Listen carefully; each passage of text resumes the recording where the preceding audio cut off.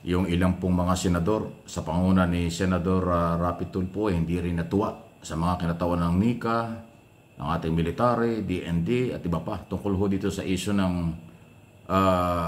panukalang batas palakasin ang laban sa espiya dito sa ating bansa.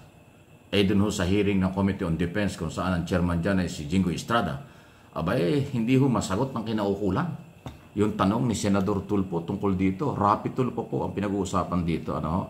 Okay? Ito, pakinggan nyo yung bahagi ng ilan sa mga pagtatanong niya at hindi rin nagustuhan ng senador kung bakit parang alang-alang yung mga naipadala or mga kinatawan ng ating pamahalaan dito ho sa pagtalakay sa iso nga po kung paano labanan ang espiya na nakakapasok sa Pilipinas. Or NICA, or meron ba tayong Intelligence Service of the Armed Forces of the Philippines, or ISAF? You're from the ISAF, good. Yung mga nabibigyan ng immigration ng 9G visa ng mga Chinese nationals to work here in the Philippines, say, mga Chinese teachers, how do you monitor these people? Kasi may batas sa China, yung tinatawag nilang Chinese espionage law, na bilang Chinese citizen, obligado ka sa batas nila na mag-espiya para sa bansa nila. Now, marami mga Chinese nationals na nabigyan ng 9G visa to work here, say sa mga school. Example lang sa Xavier, that's a Chinese school. Imbis na West Philippine Sea ang tatawagin doon sa tinatawag na West Philippine Sea, tinuturuan yung mga estudyante na tawagin nyo ng South China Sea. Inobligay yung mga bata na matuto mag-Mandarin. That is something na pag-influence sa mga bata. Kay Zoning, isa po sa mga tinignan po natin is kung paano po pa natin papaitingin ang ating cyber defense capabilities po. Ito yung Horizon 3 ng AFP Modernization Program, which is well Pakinggan po supported. natin ito kasi maganda ito. National security ang issue rito. Honorable Senate National security concern ng bansa. supporting this. And then, yeah. Mr. Chair? Yeah, before that, si Senator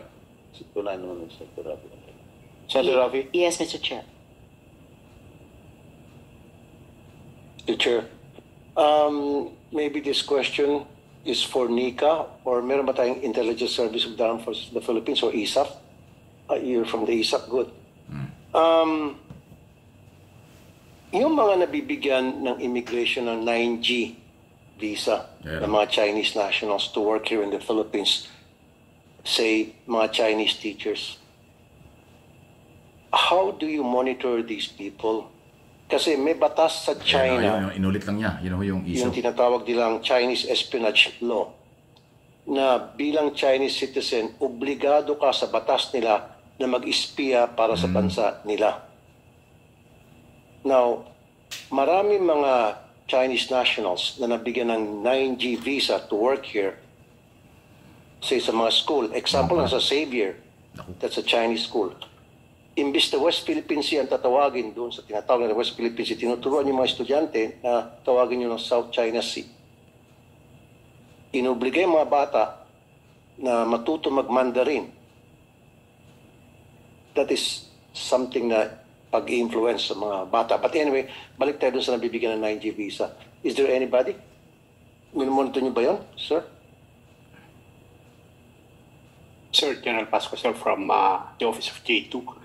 Sir, currently G2, Intelligence Group. am not fully aware of the 9G visa as to the elements and other, but I will research on that, sir, and will be part of our submission, sir, to the... So from now on, dapat meron kayong coordination sa Bureau of Immigration. Lahat ng mga, hindi ko nila lahat. Each and every Chinese nationals that were given 9G visa to work here, dapat meron kayong monitoring system. Dahil again, like I said, may batas sa China na inuobliga lahat ng Chinese citizen na mag-espiya para sa bansa nila. Yes, sir. Batas nila yon. We will include that in our monitoring, sir. Okay. My second question is, during the previous administration, nag-donate ang China ng maraming computers by the hundreds or even thousands. And ang balita ko, pati AFP yata nabigyan ng computer na made in China, dahil China din, or PNP. Ano nangyari sa mga computer na yun? Hanggang ngayon ba, PNBI, in meron possession din yan. pa rin kayo sa mga Lahat eh. computer na yan? PNP or...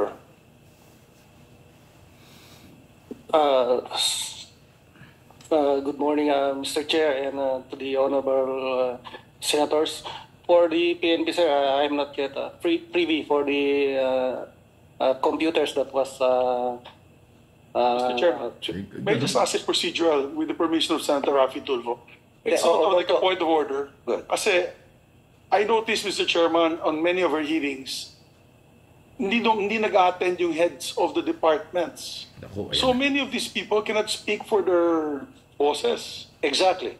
Yes, these are all representatives, Mr. Mga Chairman. asik-asik, Maybe general we should lang have another hearing and send the heads of the department a show cause order where they should not be subpoenaed. Because how much do they want this bill, ano Mr. naman. Chairman? Kasi puro alipores lang eh. Sana lahat yung mga those Alipores invited. lang daw, sabi ni We should Senator have, Tulfo. we should have invited, where's the COMSEC? Should have invited the heads of the government because this is a very Director General ng critical PNP, issue. DILG, Well, with due DND respect to all of them, Secretary, I know these guys are capable people, but this is a very important Immigration bill. We're talking Commissioner. about anti-intelligence gathering of different nationalities here in the Philippines. I think this is a very important measure. It needs the heads of agencies here to brief us. With due respect to everyone here. Naku. May continue. Yung DND nabigyan din eh, ng mga computers eh. Again, di mo alam ano. So lahat na tatanong ko, hindi nyo alam. So ba't pa tayo nag-uusap dito? Ba't pa kayo nandito kung hindi nyo masagot lahat ng mga tanong namin? And these are important questions that needs to be answered. But you always say, kanina pa, na hindi ko alam. Eh, wag na lang sana kayo pumunta rito. Again, importante sa akin to eh. Alam ko yung DND at PNP na bigyan ng mga computer donated by China. Several hundreds. Now, gusto ko lang malaman anong status ng mga computer na yon. Kasi ang alam naman siguro natin, hindi naman ako techie, hindi naman ako IT, pero yung isang computer system, pwedeng lagyan ng virus yan na later on, remote control, yung virus na yon pwedeng pagaganahin at any given time kung sino ang nagplanta ng virus na yon sa computer na yon. So what happens kung yun ay yung sa mga computer na may virus na ibigay sa DND?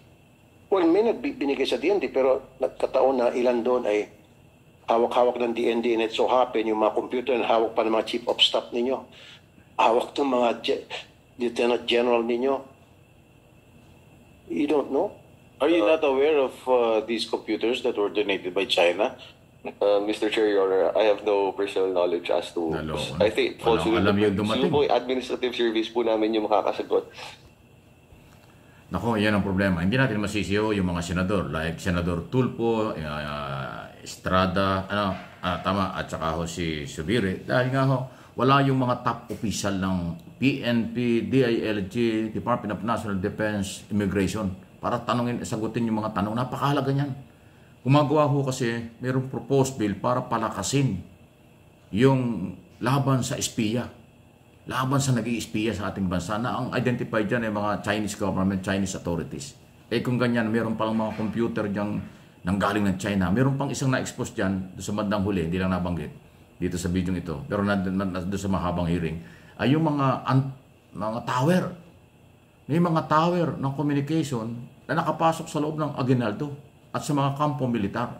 Na ang purpose kaya pinayagan ay para for security, hindi daw masira yung tower. Pero ang problema, paano kung nakapasok dyan yung espiya? Monitor ang communication at galaw ng ating militar at ng ating Defense Department. So medyo nakakabahala yan. Kaya ho, sabi nga ni Senator Tulfo, bakit pa kayo napunta rito kung wala naman pala kayong masasabi at wala kayong alam at hindi kayo makakasagot? Bakit pa tayo nag-uusap dito? Wow! Tungkol sa espiya, tungkol sa West Philippine Sea, tungkol sa panghihimasok ng China sa Pilipinas. Yan ang topic yan. Palakasin ang laban sa China. Pag-i-espiya ng China. Pero hindi makasagot yung mga kinaukulan sa public hearing ng Committee on Defense. Nakakalungkot naman ito. Bakit ba tayo may mga opisyal ng gobyerno parang hindi talaga alam ang kanilang trabaho at ginagawa?